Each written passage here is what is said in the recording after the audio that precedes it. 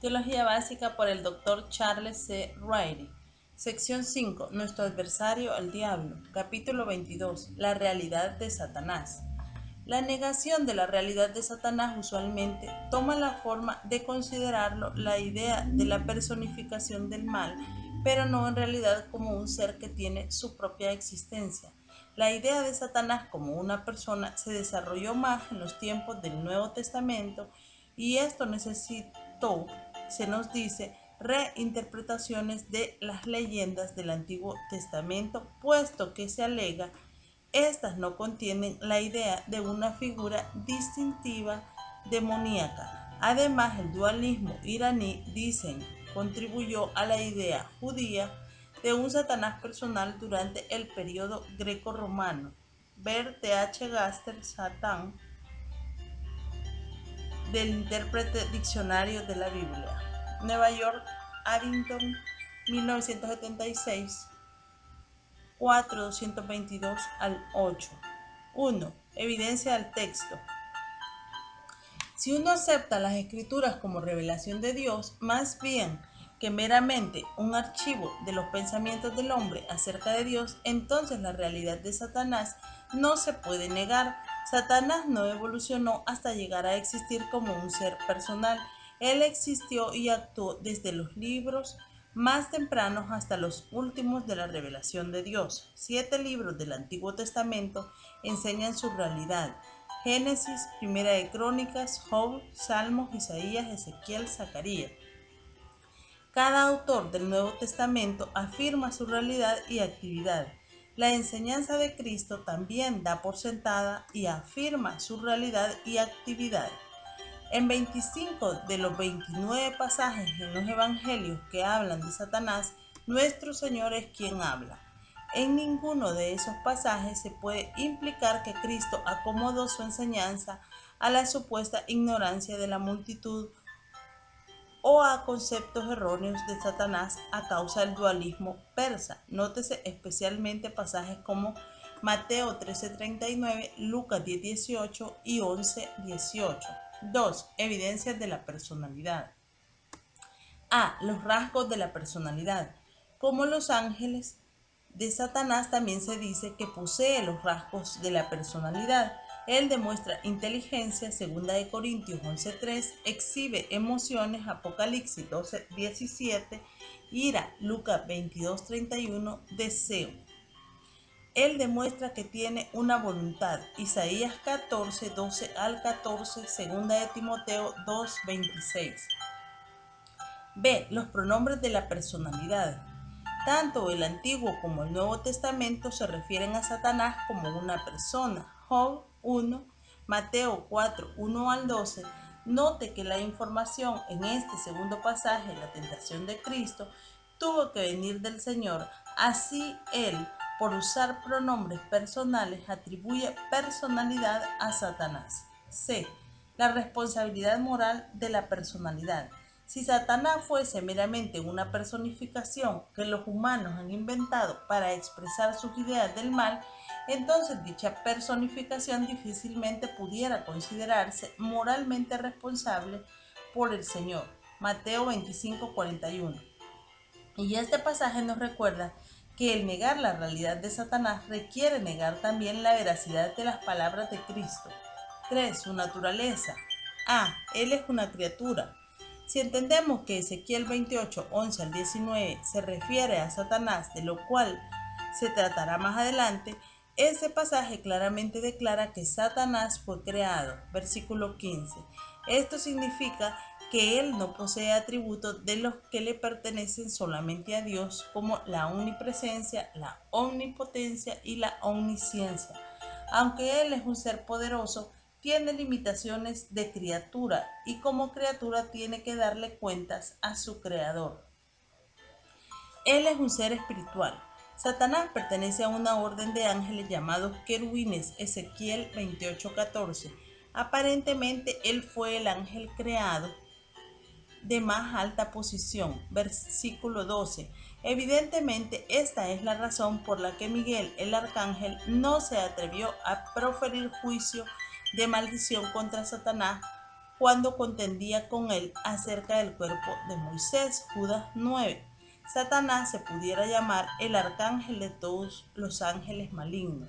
Aún en su estado presente, él retiene una gran medida de poder, aunque bajo el permiso de Dios, de modo que él se le designa como el Dios de este siglo y el príncipe de la potestad del aire. Segunda de Corintios 4:4, Efesios 2:2. 4. Sus nombres. La cantidad y variedad de nombres dados a Satanás confirman aún más la realidad de su existencia. Satanás, usado unas 52 veces, del hebreo Satán significa adversario u oponente. Zacarías 3:1, Mateo 4:10, Apocalipsis 12:9 y 20:2. Diablo, usado cerca de 35 veces, del griego diabolos, significa calumniador. Mateo 4:1, Efesios 4:27, Apocalipsis 12:9 y 20:2. Juan lo llama el maligno. Juan 17:15, Primera de Juan 5:18 y 19. Su carácter maligno, indicado en su título, impregna el mundo entero que está bajo su control, pero el creyente no puede fundamentalmente ser poseído por Satanás. Una serpiente fue la primera forma en la cual Satanás apareció a la humanidad. Génesis 3:1. Esta caracterización también se queda con Satanás en el Nuevo Testamento, 2 de Corintios 11:3, Apocalipsis 12:9, e indica su malicia y astucia. A Satanás también se le presenta como un dragón rojo, versículos 3, 7 y 9. Esto enfatiza su naturaleza feroz, especialmente en el conflicto. Note que el dragón tiene una cola, así que las criaturas que de él se hacen no están muy lejos de la realidad. Una ilustración: un estudiante mayor, cuando otro estudiante más joven le pregunta qué clase de maestro es fulano, pudiera responder: oh, es una fiera.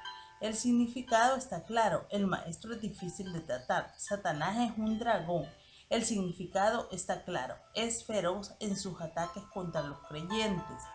Una de las actividades de Satanás es de ser el acusador de los hermanos. Versículo 10. Él lleva esto a cabo sin cesar día y noche. ¿De qué nos acusa? De los pecados que cometemos, y por supuesto tiene un caso que nadie puede impugnar, porque los creyentes sí pecan y cualquier pecado pudiera revocar nuestra salvación. Sin embargo, nuestro Señor, nuestro abogado, nos defiende sobre la única base de que todos nuestros pecados fueron pagados por su muerte. Primera de Juan 2, 1 y 2. Algunos, probablemente sin darse cuenta, distinguen entre los pecados que pudieran deshacer nuestra salvación y aquellos que no lo harían. Pecados pequeños, pero cualquier pecado tiene la habilidad de hacernos perder la salvación. Si no fuese por la constante intercesión de nuestro Señor, la cual frustra las acusaciones de nuestro adversario Satanás. Uno de mis maestros hace años fue H.A. Ironside. Él siempre se dirigía a nosotros llamándonos caballeros y jóvenes. Cuando él llegaba a este versículo, inevitablemente decía: caballeros jóvenes, Satanás es el acusador de los hermanos, dejémosle esta obra fea a él. Satanás también es el tentador. Mateo 4:3, Primera de Tesalonicenses 3:5. Esta ha sido su obra desde su primer encuentro con seres humanos. Génesis 3:1. La tentación que presentó a Eva abarcaba aceptar el plan falso que él ofreció, el cual no incluía la restricción de no comer del fruto del árbol del conocimiento del bien y del mal. La tentación presentada a Cristo fue el tener la gloria que le correspondía sin el sufrimiento de la cruz. Él tentó a Ananías a mentir por no revelar la cantidad completa de dinero que adquirió por la venta de su tierra. Hechos 5:3. Él tienta a los creyentes con inmoralidad. 1 Corintios 7:5. La posición de Satanás se ve en varios títulos que se le dan a él. Él es el príncipe de este mundo. Juan 12:31. Él es el Dios de este siglo. Segunda de Corintios 4:4. Él es el príncipe de la potestad del aire. Efesios 2:2. Y el espíritu que ahora opera en los hijos de desobediencia. Versículo 2. Él también engaña al mundo entero. Apocalipsis 12:9 y 23. Él reside en el aire, equivalente a las regiones celestiales en Efesios 6:12, y gobierna este cosmos al igual que este siglo. El cosmos es este sistema organizado de cosas en las cuales la humanidad vive y se mueve y que se opone a Dios por eliminarlo y falsificarlo. El siglo del cual Satanás es Dios significa toda esa masa flotante de pensamientos, opiniones, máximas, especulaciones, esperanzas, impulsos, metas, aspiraciones, en cualquier tiempo corriente en el mundo, lo cual puede que sea imposible asir y definir precisamente, pero que constituye un poder muy real y efectivo, siendo la atmósfera moral o inmoral que a cada momento de nuestras vidas inhalamos, inevitable de exhalar. Todo esto está incluido en el aión, lo cual es el espíritu sutil informador del cosmos, un mundo de hombres que están viviendo en enemistad con Dios. R.C. Trench, Synonyms of the New Testament. London, Kewan Paul, 1886, página 218. Esta clase de demonios sobre el mundo y la atmósfera en las cuales vivimos es pasmoso y temible. Afortunadamente, mayor es el que está en nosotros que el que está en el mundo. Primera de Juan 4:4. El nombre Belcebú designa a Satanás como jefe de los demonios. Lucas 11:15. Cuando los enemigos de Jesús alegaron que él estaba poseído por Belcebú, ellos se hicieron culpables de la peor clase de blasfemia. Pablo usa Belial como nombre para Satanás en 2 Corintios 6:15. La palabra significa despreciabilidad o malicia y describe en forma apropiada el carácter de Satanás. Los varios nombres y designaciones para Satanás no solo afirman la realidad de su existencia, sino que también revelan su carácter polifacético y los varios aspectos de su obra. Un nombre muchas veces revela algo del trasfondo de una persona, chino, o su apariencia, flaco, o características, benigno, o sus actividades, capitán. Así ocurre con Satanás, su trasfondo, adversario, acusador, tentador, apariencia de dragón y serpiente, características, mentiroso, homicida, gobernante y actividades, acusador, tentador. Él es una criatura poderosa, inteligente, lista y nunca debemos olvidar y subestimar la realidad de nuestro enemigo.